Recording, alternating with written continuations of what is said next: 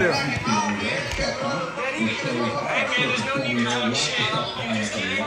That area expected to get hit hard over the next couple of days. Again, that's kind of been the center for a lot of it's been happening. So far, not only the storm surge in this area, but then a couple feet of rain as well.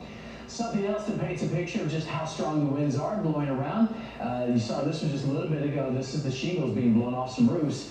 Again, that video, back in that area, we keep going back to this area because that is the part, that one's in Cape Coral, again, Southwest Florida, that is the area that's seeing the bulk of it right now.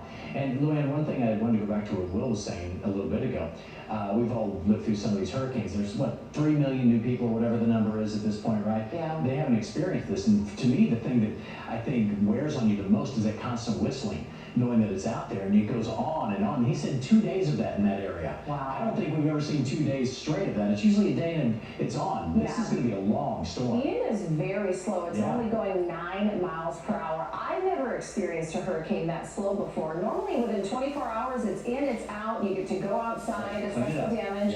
Yeah, it is going to be until about Friday morning until we're able to go outside. Here's the number that Brooks threw out a little bit ago. 12 hours for the center of the storm to move over the Orlando metro. So tomorrow afternoon, southern part gets a Cat 1. Yeah. And then by the time it clears out in Volusia County, 12, 13, 14 hours later. So we're going to be in this with those kind of winds, tropical storm or Category 1 winds for at least 12 hours. Yeah, that's going to be a long time.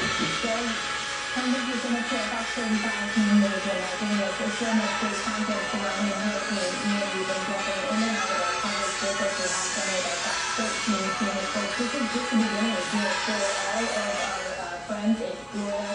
This has now officially made landfall. It's going to continue to be a Category 4 until it makes its way into central Florida, and then it will downgrade to a Category 3 storm before making its way northward along our east coast. Live now from Fox, going to continue giving you more coverage right here as we continue to track Hurricane Ian. This time, we're going to take you out to our Fox 13 team as they are also giving us more with the newscast as Tampa Bay is closing shores and boulevards and roads and everything in between. Let's go ahead and bring you their coverage right here on Live Now from Fox. Of the water being pushed out of the bay, so that's something that wasn't helpful, having cars stopping in traffic there. And again, that whole phenomena of the northeast wind blowing the water out of the bay, we saw it during Irma 5 years ago. That's right. Fox 13's Tony Sadiku. He went on Bayshore today to show us exactly what happens to all of that water.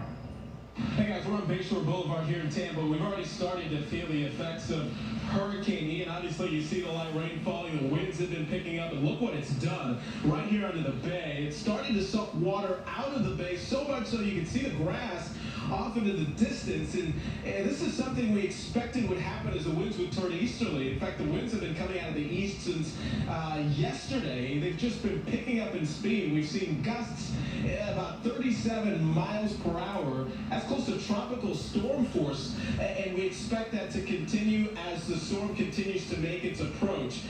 This is something we saw, if you'll remember, with Hurricane Irma as the storm was approaching, and it really has to do with the structure of these hurricanes. The counterclockwise movement allows those strengthening winds to really basically pull the water out of the bay, as we're seeing here, kind of like a drain. And it's just an incredible sight to see. We've seen folks, of course, in the scenery as well.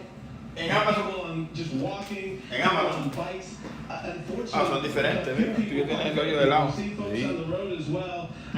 This is conectado que fue transmitido. Vamos enredado. Este es largo. Necessarily come over here. But this is something that we expected with the storm.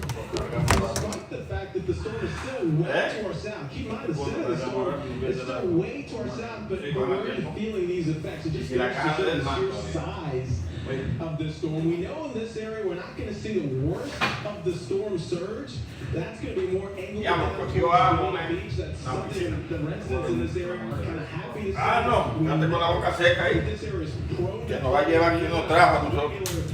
and you already see that the gust picking up from time to time. We know just a regular storm can cause this area to flood. We've seen tropical storms completely cause these roads to be impassable before.